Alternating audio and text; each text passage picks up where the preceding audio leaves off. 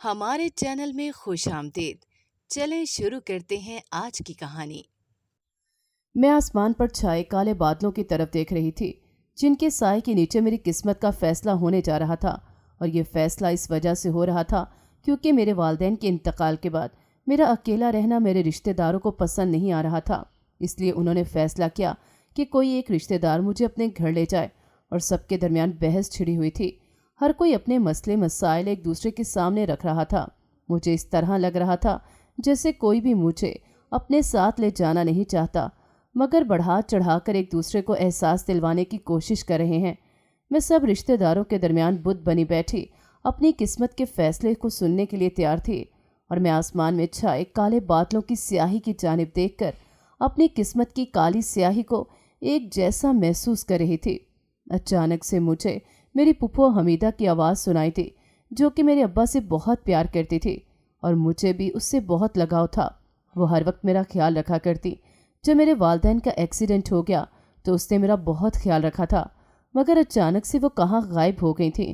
مجھے کچھ بھی سمجھ نہیں آ رہی تھی، مگر اس کی آواز سننے کے بعد میں نے اپنے اندر سکون محسوس کیا، اور انہوں نے سب رشتہ داروں کے سامنے آ کر مجھے اپنے ساتھ لے جانے کا کہا، اور ان کی کوئی بات سنے بغیر مجھے اپنے ساتھ لے کر چل پڑی۔ انہوں نے گھر میں موجود میرا سامان سمیٹا، اور میں نے بھی اپنی تمام چیزیں ان کے کہنے کے مطابق اٹھا لیں، اور پھر وہ تمام رشتہ داروں کو خیر بات کہہ کر مجھے اپنے ساتھ اپنے گھر لے گئیں۔ جب میں ان کے گھر میں داخل ہوئی تو وہاں پر میرا استقبال کچھ اچھے انداز میں نہ کیا گیا۔ ان کے سسرال والے مجھے گھور رہے تھے، مگر انہوں نے کسی کی پرواہ کیے بغیر مجھے کمرے میں بھیج دیا، اور پھر مجھے باہر سے آوازیں آتی رہیں۔ وہ سب لوگ پھپھو کے ساتھ بہت زیادہ غصہ ہو رہے تھے کہ تم اپنی بھتیجی کو لے کر یہاں کیوں آ گئی ہو، ہم اس کا بوجھ نہیں اٹھا سکتے ہیں، اور بھلا پرائی لڑکی کو اپنے گھر میں رکھ کر ہم کوئی اور مصیبت مول نہیں لے سکتے ہیں، تم اس کو واپس اس کے گھر بھیج دو۔ مگر اس سے پہلے کہ پھپھو کچھ کہتی، پھپھا نے تمام گھر والوں کو خاموش کروا دیا اور کہا کہ میری بیوی نے جو بھی فیصلہ کیا ہے مجھے منظور ہے، میں اس کی بھتیجی کو اپنے پاس رکھوں گا، کیونکہ یہ اپنے بھائی سے بہت پیار کرتی تھی۔ اس کی آخری نشانی لے کر آ گئی ہے تو میرا فرض بنتا ہے کہ میں اس کی خواہش کا خیال کروں۔ یوں انہوں نے اپنا فیصلہ سنا کر سب کو خاموش کروا دیا۔ اس کی بات سننے کے بعد پھپھو نے سکھ کا سانس لیا۔ جب وہ میرے پاس آئیں تو میں نے ان سے کہا کہ آپ کو میری وجہ سے پریشان ہونے کی ضرورت نہیں۔ میرے والدین نے مجھے اتنا پڑھایا ہے کہ میں بہت جلد اپنا بندوبست کر لوں گی۔ آپ کو میری وجہ سے پریشان ہونے کی ضرورت نہیں ہے، کیونکہ میں نے آپ کے سسرال والوں کی تمام باتیں سن لی ہیں۔ یقیناً وہ زیادہ دن مجھے برداشت نہیں کریں گے۔ انہوں نے کہا کہ تمہیں پریشان ہونے کی ضرورت نہیں ہے، جب تک میں زندہ ہوں کوئی تمہیں کچھ بھی نہیں کہہ سکتا، اور اب تو تمہارے پھپھا بھی میرے ساتھ ہیں، اس لیے مجھے اب کسی کی بھی فکر کرنے کی ضرورت نہیں۔ بس آرام سکون سے میرے گھر میں رہو، تمہیں کسی چیز کی ضرورت ہو تو مجھے کہہ دینا، میں تمہاری خواہش کو فوراً پورا کرنے کی کوشش کروں گی۔ اس دن کے بعد سے دوبارہ کبھی میری پھپھو کے سسرال والوں میں سے کسی نے مجھے کچھ نہ کہا۔ میں آرام سکون سے رہ رہی تھی کہ اچانک سے میرا کزن، جو کہ بیرون ملک پڑھنے گیا ہوا تھا، واپس لوٹ آیا۔ سب لوگ اس کے آنے کی وجہ سے بہت زیادہ خوش تھے۔ میں نے تو اسے بچپن میں دیکھا تھا، اس کے بعد میں اس کو پہلی دفعہ بیرون ملک واپس آنے کے بعد دیکھ رہی تھی۔ میری پھپھو کا اکلوتا بیٹا تھا، اور وہ اس سے بہت زیادہ پیار کرتی تھی۔ بیرون ملک سے واپس آنے کے بعد میرے کزن نے کاروبار شروع کر دیا، جس سے اسے بہت زیادہ منافع ہونے کی وجہ سے میری پھپھو کے گھر میں پیسے کی ریل پیل ہو گئی۔ پھپھو پھولے نہ سماتی تھی، کیونکہ ان کی تمام پریشانیاں اور مسائل ان کے بیٹے کے آنے کے بعد حل ہو گئے تھے۔ ان کے بیٹے کی اچھا کمانے کی وجہ سے اب تو پھپھو کے سسرال والے بھی ان کے ساتھ بہت اچھا سلوک کرنے لگے تھے۔ پھپھو کے بیٹے کی اچھی کمائی دیکھ کر سب خاندان والوں نے اپنی بیٹیوں کا رشتہ اس کے ساتھ کرنا چاہا۔ اس وجہ سے ہر کوئی میری پھپھو کو رشتے کے لیے کہتا رہتا، جس کے لیے وہ اکثر منع کر دیا کرتی تھی۔ جب ایک دن انہوں نے مجھے اپنے کمرے میں بلایا تو میں بہت زیادہ حیران رہ گئی، کیونکہ وہ کبھی مجھے اپنے کمرے میں نہیں بلاتی تھیں، مگر انہیں جب بھی مجھ سے کوئی بات کرنا ہوتی تھی تو ہمیشہ میرے پاس آ جایا کرتی تھی۔ جب میں پریشان ہوتے ہوئے ان کے کمرے میں داخل ہوئی تو وہاں پر پھپھا بھی موجود تھے۔ پھپھو نے مجھے اپنے پاس پلنگ پر بیٹھنے کے لیے جگہ دی اور کہا کہ میں تمہیں بہت زیادہ محبت کرتی ہوں، تم میرے بھائی کی آخری نشانی ہو، جو کہ میں نے بڑی مشکل سے تمام رشتہ داروں کے ہاتھوں سے واپس لی ہے، کیونکہ وہ تمہاری جائیداد کی وجہ سے تو تمہیں اپنے ساتھ رکھنا چاہتے تھے۔ اس وجہ سے میں نے تمہیں اپنے پاس بلایا کیونکہ میں تمہیں پرائے ہاتھوں میں دیکھ کر تمہارے ساتھ کوئی زیادتی نہیں کرنا چاہتی، کیونکہ اگر کوئی اور رشتہ تمہارے لیے لے آئے گا تو وہ دیکھنا تمہاری دولت کو دیکھ کر لالچ میں پڑ جائے گا۔ اس لیے میں چاہتی ہوں کہ میں تمہاری شادی اپنے بیٹے کے ساتھ کر دوں۔ میں تمہارے ساتھ کوئی زبردستی نہیں کرنا چاہتی۔ اگر تمہاری مرضی ہوگی تو میں اپنے بیٹے کی شادی تمہارے ساتھ کروں گی، ورنہ جو تمہارا فیصلہ ہوگا مجھے وہی قبول ہوگا، کیونکہ میں تمہیں جلد از جلد اپنے گھر کی کر دینا چاہتی ہوں تاکہ میرے بھائی کی روح کو سکون مل جائے۔ میں نے پھپھو کے فیصلے پر سر تسلیم خم کر دیا، اور میرے اس فیصلے پر پھپھو کے سسرال والوں کو بہت تکلیف ہوئی، مگر ہمیشہ کی طرح پھپھا نے سب لوگوں کو خاموش کروا دیا، کیونکہ وہ بھی مجھے اپنے گھر کی بہو بنانا چاہتے تھے۔ پھر وہی ہوا جس کا فیصلہ بڑوں نے مل کر کیا تھا۔ میرا نکاح بہت سادگی سے میرے کزن کے ساتھ ہو گیا، اور سسرال والوں میں سے بہت سے ایسے لوگ تھے جو کہ میری قسمت پر رش کر رہے تھے، اور بہت سے ایسے تھے جو کہ میرے ساتھ حسد میں پڑے ہوئے تھے، مگر مجھے کسی کی پرواہ نہ تھی، کیونکہ میں صرف اور صرف اپنی پھپھو کو خوش دیکھنا چاہتی تھی، جن کی خوشی کے لیے میں نے یہ فیصلہ کیا۔ کچھ وقت گزرنے کے بعد پھپھو نے میری رخصتی کر دی، اور میری تمام رسمیں بہت اچھے طریقے سے ادا کی گئیں۔ میری شادی کے تمام انتظامات بہت شاندار تھے، اور سب خاندان والوں کو دعوت دی گئی تھی۔ کچھ خاندان والوں نے ناراضگی کی وجہ سے میری شادی میں شرکت نہ کی، مگر وہ لوگ میری شادی میں شرکت کے لیے آئے۔ انہوں نے مجھے بھرپور دعاؤں سے نوازا۔ یوں میں پھپھو کی خواہش کے مطابق ان کے ساتھ ان کے گھر میں ہی رہ گئی۔ میری زندگی میرے شوہر کے ساتھ بہت اچھی گزر رہی تھی۔ وہ میرا بہت زیادہ خیال رکھتے تھے۔ مجھے خوش دیکھ کر ہی پھپھو ہر وقت خوش رہتی تھی۔ انہیں تو لگتا تھا کہ انہوں نے جیسے زندگی میں بہت بڑی کامیابی حاصل کر لی ہو۔ ایک دن اچانک سے ان کی طبیعت بگڑ گئی۔ ان کی طبیعت دیکھ کر مجھے کچھ سمجھ نہیں آ رہا تھا۔ میں نے اپنے شوہر کو فون کیا اور ان کو پھپھو کی طبیعت کے بارے میں بتایا۔ پھپھا بھی گھر پر موجود نہ تھے۔ مجھے بہت زیادہ پریشانی ہو رہی تھی، مگر میرے شوہر کاروبار سے جلدی واپس آ گئے، اور وہ پھپھو کو ہسپتال لے کر روانہ ہوئے۔ راستے میں ان کے ہاتھوں کو مسل رہی تھی میں، مگر انہیں کوئی ہوش نہ تھا۔ اچانک سے انہوں نے اپنی آنکھیں کھولیں اور میرے چہرے پر ہاتھ پھیرتے ہوئے کہا کہ اپنا خیال رکھنا، اور میرے بیٹے کا بھی بہت زیادہ خیال رکھنا۔ میں نے تمہیں اس کی امانت میں دیا ہے، کبھی اس کی امانت میں خیانت نہ کرنا۔ اور پھر وہ میرے چہرے پر پیار کرنے لگی، اور اچانک سے ان کا ہاتھ لڑک گیا۔ میں نے ان کے وجود کو بہت ہلایا، مگر وہ بالکل ساکت تھی۔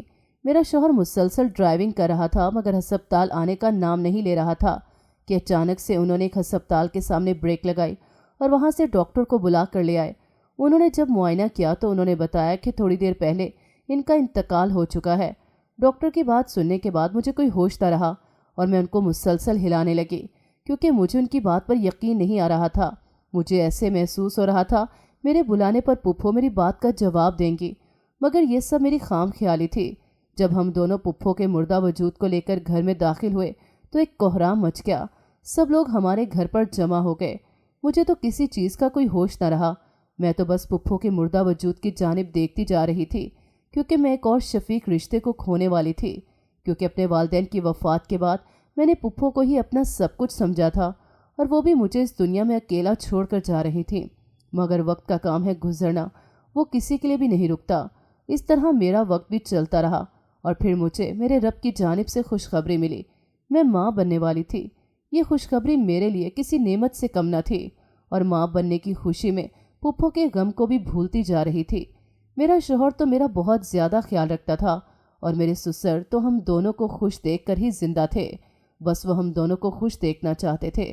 حمل کے 9 مہینے کس طرح گزرے مجھے پتہ ہی نہ چلا، اور پھر اللہ تعالیٰ نے مجھے خوبصورت بیٹی سے نوازا، جس کا نام میں نے پھپھو کے نام پر رکھا۔ میری اس خواہش پر سب نے خوشی کا اظہار کیا۔ پھر تو میں اپنی بیٹی میں مصروف رہنے لگی، ہر وقت بیٹی کے کام میں لگی رہتی، اور میرے شوہر تو اسے اتنی زیادہ محبت کرتے تھے کہ کبھی بھی اس سے دور نہیں ہوتے تھے۔ اکثر اپنے کاروبار کا تمام کام گھر پر ہی کرتے تھے، تاکہ وہ زیادہ سے زیادہ وقت اپنی بیٹی کے ساتھ گزار سکیں۔ سب بہت زیادہ خوش تھے۔ ہر وقت میرے سسر تو میری بیٹی کے ساتھ کھیلتے رہتے تھے، کیونکہ جب کاروبار کے سلسلے میں میرے شوہر کو بیرون ملک جانا ہوتا تو میرے سسر ہی میری بیٹی کو سنبھالتے تھے، کیونکہ وہ اپنے باپ سے بہت زیادہ اٹیچ ہو گئی تھی، جس کی وجہ سے وہ اکثر چڑچڑی ہو جاتی تھی۔ مگر میرے سسر کی توجہ کی وجہ سے وہ اکثر ان کے ساتھ محو ہو جاتی، اور میرا کام آسان ہو جاتا، ورنہ تو اکثر اس کو سنبھالنا مشکل ہو جاتا تھا۔ جب میری بیٹی 10 سال کی ہوئی تو میرے شوہر بیرون ملک کسی کام کے سلسلے میں گئے، اور پھر مجھے خبر ملی کہ وہ جس جہاز میں جا رہے تھے وہ کریش ہو گیا تھا۔ یہ خبر مجھ پر قیامت بن کے ٹوٹی۔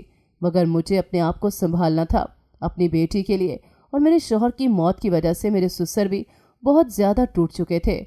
इसीलिए मैंने दोनों को संभालने के लिए खुद को बहुत ज़्यादा मजबूत बनाया और तमाम कारोबार को देखने लगी। मेरे लिए कारोबार को संभालना बहुत ज़्यादा मुश्किल था, मगर ये सब कुछ इतना आसान नहीं था कि मैंने अपने ससुर की मदद से तमाम कारोबार को अच्छे तरीके से संभाल लिया, क्योंकि मैं अपने शौहर की कमी को पूरा नहीं कर सकती थी, मगर तमाम मामलात को अच्छे तरीके से संभाल कर अपनी ज़िंदगी को खुशगवार अंदाज में चला सकती थी। मगर इस सब में मेरे ससुर मेरी बहुत मदद करते थे। उन्हें अपने बेटे की मौत का बहुत दुख था, मगर वो अपनी पोती की वजह से खुद को खुश रखने की कोशिश करते थे। कारोबार में मसरूफ़ रहने के बावजूद भी मेरे दिल को सुकून नहीं मिलता था, तो मैं अक्सर फलाह बहबूद के कामों में लगी रहती। अक्सर मैं यतीम खाने में जाकर वहाँ के बच्चों में वक्त गुजारती थी ताकि मेरे दिल को सुकून मिल जाए। मुझे वहाँ पर जाना बहुत अच्छा लगता था। यतीम खाना मेरी एक बहुत अच्छी दोस्त का था, तो मैं इसलिए वहाँ पर जाकर काफ़ी वक्त गुजारती थी। मेरे अपनों की मौत की वजह से मैं बिल्कुल टूट के रह गई। मैं अपनी बेटी के लिए तो खुद को मजबूत बना लेती थी, मगर मैं अंदर से बहुत टूटी हुई थी।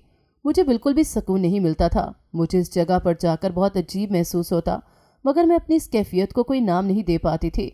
मगर मैं एक अमीर औरत थी और बेवा। मैं हर माह सुकून के लिए लड़कियों के यतीम खाने जाती, उनको नए कपड़े देने। जब एक दिन मुझे पता चला कि यतीम खाने की 12 साला बच्ची हामला हो गई है, मैंने इस बच्ची से पूछा तो वो डर गई। वहाँ किसी को नहीं मालूम था कि ये किसने किया, जबकि वहाँ तो कोई मर्द भी नहीं आता था। लेकिन फिर आहिस्ता आहिस्ता यतीम खाने की सारी बच्चियाँ हामला होने लगीं, तो मैं अपने साथ एक डॉक्टरनी को ले गई। वो इनका चेकअप करके चीखने लगी और फौरन यतीम खाने के किचन में गई, और जैसे ही पतीले का ढक्कन हटाया जान निकल गई कि बावर्ची इसमें कोई ऐसी दवाई मिला कर गया था जिसकी वजह से खाने का रंग बिल्कुल बदला हुआ था।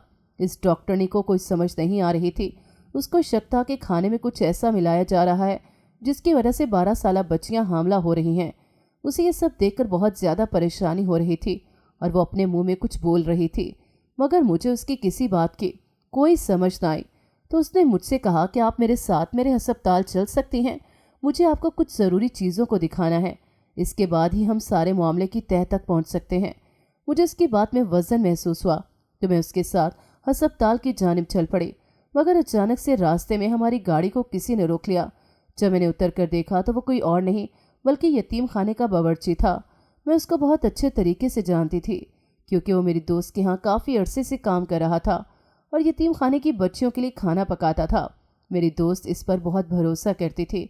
उसने मुझसे कहा कि आपकी दोस्त यतीम खाने में बड़ी ज़िंदगी और मौत की जंग लड़ रही है। इसकी बात सुनकर मेरा दिमाग भग से उड़ गया। मैंने उससे कहा कि अभी तो मैं उसको तंदुरुस्त छोड़ कर आ रही हूँ।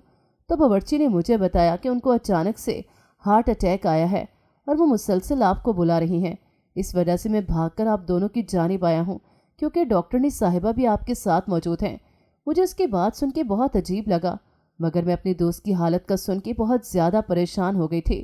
मुझे कुछ भी समझ नहीं आ रहा था, इसलिए मैं डॉक्टरनी के साथ दोबारा यतीम खाने की जानिब बढ़ी। हमारी गाड़ी से बावर्ची काफ़ी दूर निकल गया। मुझे ऐसा महसूस हो रहा था जैसे उसे मुझसे भी ज़्यादा मेरी दोस्त की फ़िक्र है। तो मैंने गाड़ी की स्पीड बढ़ा दी कि अचानक से मेरे फ़ोन पर मेरी दोस्त की कॉल आने लगी। जब मैंने उसकी कॉल अटेंड की तो जो खबर उसने मुझे सुनाई वो सुनकर मेरे रोंगटे खड़े हो गए और मैंने अपनी गाड़ी को जल्दी से ब्रेक लगाई। उसने मुझे बताया वो तुम्हें झूठ बोलकर यहाँ लाना चाहता है, क्योंकि इसे सब मालूम हो गया है कि खाने में जो दवाई उसने मिलाई है उसके बारे में डॉक्टर ने तुम्हें बताने जा रही है। जब तुम यहाँ से रवाना हुई थी तो मैंने बावर्ची को ढूंढना शुरू कर दिया। जब मैंने उसको एक कमरे में पाया तो अपने दोस्तों के साथ खड़ा बातें कर रहा था। उसने लड़कियों को हमला करने के लिए कोई ऐसी दवाई मिलाई है जो कि उनके जिस्म के लिए नुकसानदेह साबित हो सकती है। मेरा पूरा अमला ही उसके साथ मिला हुआ है। उन्होंने इसको हमारी कार्रवाई के बारे में सब कुछ बता दिया है। तुम लोगों को रोकने के लिए वो मुझे सीढ़ी बना रहा है, इसे सब कुछ पता चल चुका है। तो इस वजह से उसने मुझे एक कमरे में बंद कर रखा है, मगर वो नहीं जानता कि मैं मोबाइल फ़ोन का इस्तेमाल करके तुम्हें सब कुछ बता रही हूँ। इसीलिए जल्द अज जल्द कुछ करो, क्योंकि मैं और मेरा यतीम खाना बहुत बड़ी मुश्किल में पड़ गए हैं। इसलिए तुम्हें इसकी बातों में आकर मेरे पास आने की ज़रूरत नहीं, बल्कि डॉक्टरनी के पास जाकर दवाई के बारे में पता चलाओ और इसमें ऐसा क्या है जिसकी वजह से लड़कियों को बहुत बड़ा नुकसान उठाना पड़ सकता है। तो मैंने जल्दी से अपनी गाड़ी को डॉक्टरनी के अस्पताल की जानिब डाल दिया। जब हम अस्पताल पहुँचे तो हम दोनों जल्दी से लेबॉर्ट्री की जानिब चले गए। डॉक्टर ने अस्पताल से आते हुए थोड़ा सा खाना अपने साथ डाल कर लाई थी اور اس نے تمام بچیوں کو کھانا کھانے سے سختی سے منع کیا تھا۔ پھر اس نے میرے سامنے وہ کھانا ایک مشین میں ڈال کر رکھ دیا اور اس کو دیکھنے لگی۔ کھانے کے تمام کیمیکل اس دوائی کی طرح ظاہر ہونے لگے جو کہ ڈاکٹرنی کے پاس پہلے سے موجود تھے۔ تو اس نے مشین پر دیکھتے ہوئے کہا کہ میرا شک بالکل درست ثابت ہوا ہے، اور اس نے کہا کہ یہ دوائی ہم اس وقت استعمال کرتے ہیں جب کسی عورت کو اپنا حمل کسی مجبوری کی وجہ سے گروانا ہوتا ہے، مگر اس دوائی کی ایک اور خاصیت یہ ہے کہ اگر اس کو روزمرہ کے دنوں میں معمول کے مطابق استعمال کیا جائے تو اس سے حمل خود بخود ہونا شروع ہو جاتا ہے، اور پھر اس دوائی کو استعمال نہ کرنے پر حمل گر جاتا ہے، جس کی وجہ سے انسانی جسم ختم ہو جاتا ہے، اور بعض اوقات ایسے حالات میں عورتوں کی وفات بھی ہو جاتی ہے۔ اگر کسی جسم میں طاقت بہت زیادہ ہو تو وہ اس دوائی کے نقصانات کو اپنے جسم پر قبول کر لیتا ہے، ورنہ اس کے نتیجے میں بہت بری موت ہو جاتی ہے۔ مجھے کھانے کو دیکھ کر اس دوائی کے کیمیکل کا گمان ہوا، کیونکہ اکثر ایسی دوائی کھانے میں ملا کر دی جاتی ہے جس کی وجہ سے کھانے کا رنگ بدل جاتا ہے۔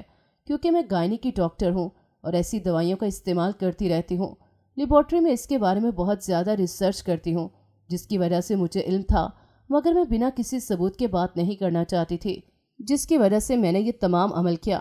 مجھے اس کی تمام باتیں سن کر بہت حیرانی ہوئی، مگر اس نے کہا کہ اگر یہ کام باورچی نے کیا ہے تو وہ لڑکیوں کو حاملہ کر کے پھر ان کے حمل کو کیوں گرانا چاہتا ہے؟ یہ ایسا کون سا کام کرنا چاہ رہا ہے جس کی وجہ سے اس کو اتنا کبھی عمل اختیار کرنا پڑا؟ میں اس کی بات سن کے سوچ میں پڑ گئی۔ مجھے بہت کچھ غلط ہونے کا گمان ہو رہا تھا۔ مجھے تو اپنی دوست کی فکر ستائے جا رہی تھی جس کو باورچی نے کمرے میں بند کر رکھا تھا۔ ڈاکٹرنی نے کہا کہ ہمیں اس معاملے میں پولیس سے رابطہ کرنا چاہیے، کیونکہ وہ انسانوں کے مال و حقوق کی حفاظت کی ذمہ دار ہوتی ہے، کیونکہ ایک انسان جان بوجھ کر ایسی دوائی کا غلط استعمال کر رہا ہے اور اسے اس کے استعمال کے بارے میں بہت اچھے طریقے سے اندازہ ہے، اور 12 سالہ بچیوں کے ساتھ اس طرح سے کر رہا ہے کیونکہ وہ بچیاں اس دوائی کو اپنے جسم پر قبول نہیں کر پائیں گی اور وہ مر بھی سکتی ہیں۔ انسانی جانوں کے ساتھ کھیلنا بہت بڑا جرم ہے۔ میں لیبارٹری میں بیٹھی اس کی باتوں پر غور کر رہی تھی کہ اچانک میرے فون پر میرے سسر کی کال آنے لگی۔ پھر میں نے کال اٹینڈ کی تو میری بیٹی رو رہی تھی۔ اس نے کہا کہ مجھے آپ کی بہت یاد آ رہی ہے، جلدی سے میرے پاس آئیں، آپ کئی گھنٹوں سے گھر سے دور ہیں۔ میں نے اس کی بات سن کے گھڑی کی جانب نظر دوڑائی تو مجھے احساس ہوا کہ مجھے گھر سے نکلنے کا پتہ ہی نہیں چلا۔ میں بہت دیر سے اپنے گھر سے نکلی ہوئی تھی۔ میں نے اسے تسلی دیتے ہوئے کہا کہ میں جلدی گھر واپس آ رہی ہوں، تم رونا نہیں اور نہ ہی اپنے دادا کو تنگ کرنا۔ اس نے میری بات کو سمجھتے ہوئے فون بند کر دیا۔ میری بیٹی بھی 12 سال کی ہو گئی تھی کہ اچانک سے میرا ذہن اس کی جانب گیا تو میرا دل دہل گیا اور میرے ضمیر کی آواز آئی کہ اگر میری بیٹی کے ساتھ ایسا ہو تو پھر میں نے اپنی سوچوں پر بند باندھا اور ڈاکٹرنی کی بات پر سوچنے لگی۔ پھر میں نے ان بچیوں کی مدد کرنے کا فیصلہ کیا اور ان کی مدد میں پولیس سے رابطہ کیے بغیر نہیں کر سکتی تھی۔ ہمارے معاشرے کا المیہ جس طرح کا ہے، پولیس اسٹیشن جانا مجھے عجیب لگ رہا تھا، لیکن مجھے جو بھی کرنا تھا بہت جلدی کرنا تھا، اس لیے میں ڈاکٹرنی کو اپنے ہمراہ لے کر گھر چلی گئی، کیونکہ میں اس تمام معاملے میں سسر کی مدد کے بغیر آگے نہیں بڑھ سکتی تھی۔ جب میں ڈاکٹرنی کے ہمراہ گھر میں داخل ہوئی تو میرے سسر بہت زیادہ پریشان ہو گئے، مگر میں نے انہیں پرسکون رہنے کا کہا اور اپنی بیٹی سے ملنے کے بعد میں ان سے بات کرنے کے بہانے ان کی لائبریری میں چلے گئی۔ وہ وہاں پر بیٹھ کر کتابوں کا مطالعہ کر رہے تھے۔ جب میں ڈاکٹرنی کے ہمراہ ان کی لائبریری میں داخل ہوئی تو وہ دیکھ کر چونک گئے۔ میں نے ان سے کہا کہ مجھے ایک بہت ضروری معاملے میں آپ کی مدد چاہیے، تو انہوں نے کہا کہ میں ہمیشہ اپنی بیٹی کے ساتھ ہوں، اسے جو بھی میری مدد چاہیے میں ضرور مدد کروں گا۔ انہوں نے میرے سر پر ہاتھ رکھتے ہوئے کہا کہ بیٹا ایسی کون سی پریشانی ہے جس کی وجہ سے تم میرے ساتھ اس طرح سے بات کر رہی ہو؟ تو میں نے ان کو کہا کہ ایک بہت بڑی مشکل ہے اور آپ کو میری مدد کرنا ہوگی۔ تو وہ اپنی کتاب چھوڑ کر میری جانب متوجہ ہوئے اور میں نے انہیں لیبارٹری میں ہونے والی تمام باتوں کے بارے میں آگاہ کیا اور ڈاکٹرنی نے بھی تمام باتوں پر گواہی دی۔ تو وہ میری باتیں سن کر بہت زیادہ پریشان ہو گئے۔ انہیں تو یقین نہیں آ رہا تھا کہ کوئی انسان ایسا بھی کر سکتا ہے۔ تو انہوں نے کہا کہ بیٹی میں تمہاری اس معاملے میں ضرور مدد کروں گا۔ پھر انہوں نے میرے سامنے اپنے ایک دوست کو فون کیا جو کہ پولیس میں بہت اچھی پوسٹ پر تعینات تھا اور اس کو میرے سامنے یتیم خانے میں آنے والے واقعے پر آگاہ کیا۔ انہوں نے میرے سامنے فون سپیکر پر کر دیا تو پولیس والے نے کہا کہ میں اس تمام معاملے میں آپ لوگوں کی ضرور مدد کروں گا، مگر میں مدد اس وقت نہیں کر سکتا جب باورچی کے بارے میں ٹھوس ثبوت میرے سامنے آئیں گے، کیونکہ ہم ایسے کسی پر بھی ہاتھ نہیں ڈال سکتے، ہمیں اپنی نوکری کو بھی بچانا پڑتا ہے۔ ہم تو صرف ایک صورت میں ہی کسی انسان کو پکڑ سکتے ہیں اور اس کو مجرم قرار دے کر اس کے بارے میں فیصلہ کر سکتے ہیں۔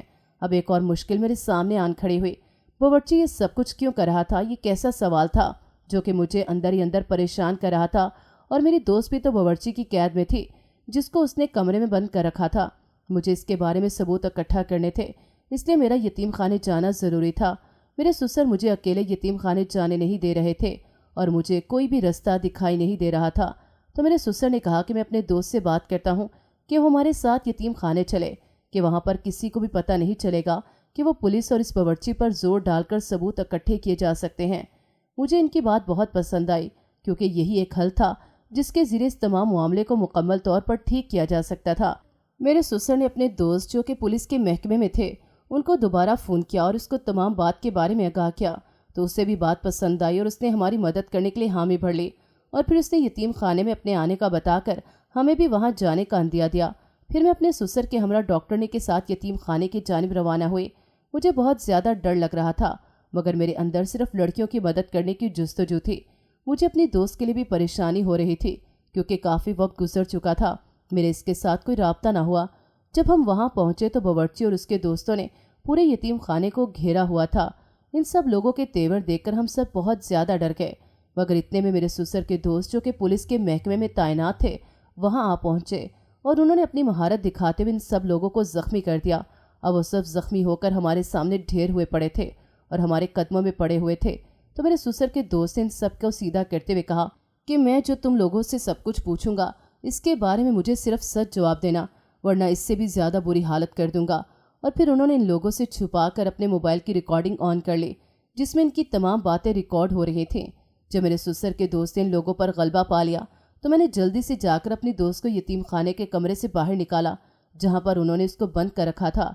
वहाँ पर मौजूद बच्चियाँ बहुत ज़्यादा सहमी हुई थीं, तो मैं उनको दिलासा देने लगी, क्योंकि वह सब मुझे बहुत अच्छे तरीके से जानती थीं। तो मेरे दिलासा देने के बाद पुरसकून हो गई और मैंने उनको बिठा दिया और अपनी दोस्त को देखने लगी, जो कि पहले से ज़्यादा मुझे नॉर्मल लग रही थी। जब मैंने उसकी तबीयत के बारे में पूछा तो उसने कहा मैं बिल्कुल ठीक हूँ। घबराहट की वजह से थोड़ी सी तबीयत ख़राब हो गई थी, मगर अब सब कुछ ठीक हो गया है।